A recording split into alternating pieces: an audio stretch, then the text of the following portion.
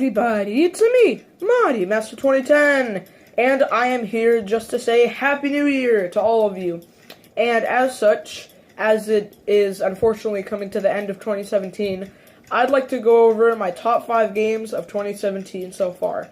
Now, disclaimer, there's only one game on this list that I have played this year, but the original version did not come out this year. So, just wanted to tell you guys that. And as such, let's go right into number 5 with, let me bring it up here, Cave Story Plus. As you can see right there, don't know if the quality's very good. Actually, I'm editing this photo in, so what the frick am I holding the screen up to the camera for? Anyways, yeah, Cave Story Plus, I was actually really surprised. I actually hadn't played it up until recently in 2017. I actually got the game for Christmas, so I played it very recently, and actually beat it in a matter of a couple days, I think. I was playing it for like a while. I just couldn't put it down. It was so amazing, and here's why. I had heard reviews for Cave Story. I really wanted to play it back in 2016, but unfortunately I couldn't get my hands on it. We were originally going to get it on the Wii Shop, but that got shut down, unfortunately. You can't even add any more points on it. So yeah, that kind of sucks. Yeah, I hadn't played it. I thought it would be mediocre, because it's just kind of like your typical, I thought it would just be your typical running gun game, but boy was I wrong. I was blown away by it. For those of you who don't know what Cave Story is, basically the genre of it is it is a running gun game, but it also revolves around platforming. So it's actually really interesting, because I see, now most of the time, most of the games I play, I don't expect like an incredible, crazy story out of it, like it's going to be a movie or some type of film or whatever. But the story for it is actually pretty decent. It involves a robot soldier from the surface that happens to fall down into a cave where you meet these races called the Mimiga. I'll show a couple images of all this stuff I'm talking about on screen. And most of them have been captured by an evil doctor, which I'm pretty sure they just refer to him in that game as the Doctor. He doesn't actually have any official name, if I don't think. But yeah, and he's taking most of them hostage and feeding them dangerous red flowers to make them go insane and stuff like that. And he's trying to plan an attack on humanity on the surface, and you gotta stop him. So yeah. The original game was actually released in 2004, and I'm only a month older than the game, surprisingly, because it came out in December, and my birthday's in November, November of 2004, sorry about that. And then it was enhanced to Plus version. The version I played was actually, Cave Story Plus on Nintendo Switch, which I got for Christmas this year. So, yeah, that was number 5. Moving right along to number 4, which is Splatoon 2. Once again, don't know why I'm holding the screen up. I'm editing this anyways. I was really excited for Splatoon 2 because I unfortunately didn't get to play the original because my Wii U is broken. I honestly don't know what happened. I was just with my dad one weekend, and I came back and I went to turn it on to play some Nintendo Land with my sister, and there was just a blue flashing light on the console when the gamepad turned on and just said you need to connect to the console. So as far as I know, I think the Wii U might actually be bricked, but the gamepad itself is fine, but the console is just completely blown over. It just will not turn on, which sucks because I actually really wanted to get Splatoon, because at the time my brothers and sisters had got it at launch, my other siblings, and I played it for a while and I was really into it. And so when Splatoon 2 finally came up, I'm really sorry. I cannot talk for some reason right now. When Splatoon 2 came out on the Switch, I was really excited. I played that game for hours. I met some of my really good friends on there that you might occasionally see in my live streams. I'll refer to them as kind of like weird types of names because they tend to change their usernames a lot. But yeah, I really like Splatoon 2. And I've actually done a video on it before, so you can check that out if you want to see more gameplay.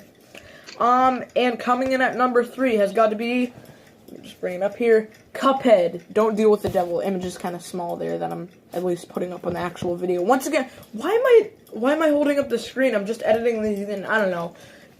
Just in case something goes wrong, I guess. But yeah, Cuphead, I did a legendary live stream on it, let me tell you. I beat all the bosses really fast, and I did not expect to do that stream, honestly, almost turned into an unintentional speedrun, to be honest, because I played the game before with Aiden Under King 22. He's actually on the phone right now. He hasn't said anything up until this point, but Hello.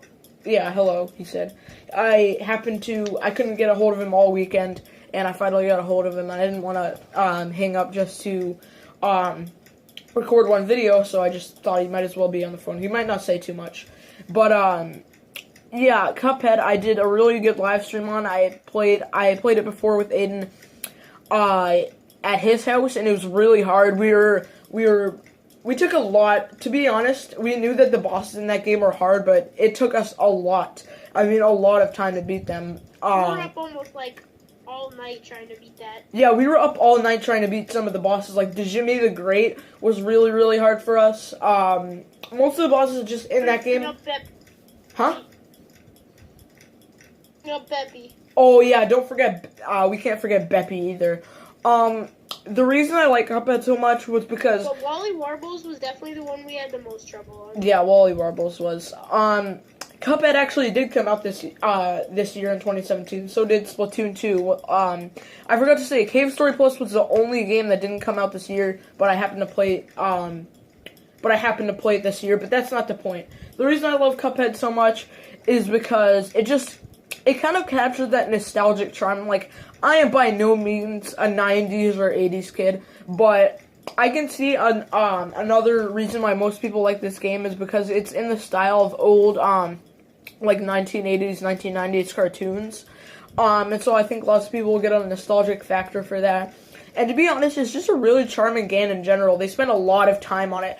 I honestly forget how many years they took to make this game, but it was a lot of time. The animation is really great, which I have always had an appreciation for, like, tough animation and, projects that take a lot of time and stuff like that. So, yeah, I'm a big fan of Cuphead, to say the least. Coming in at number 2, we have The Legend of Zelda Breath of the Wild. Now, I've actually made one video on this before, a while ago with Aiden. When I was at his house, I had first gotten I saved up a bunch of money to buy the game on Wii U, and he was first playing it, and we were up really late playing it that night, and I recorded a video on it with my old phone, and the quality was literally so horrible. All you could see on the screen was white, like, just really, really, really bright white, and the only thing you could see occasionally was just Link jumping around, and so I just decided to delete the video. But the reason I like Zelda so much is, I know this is kind of hard to believe, but I had actually been waiting a long time for a free open-world Zelda game where you could just walk around and do whatever you want.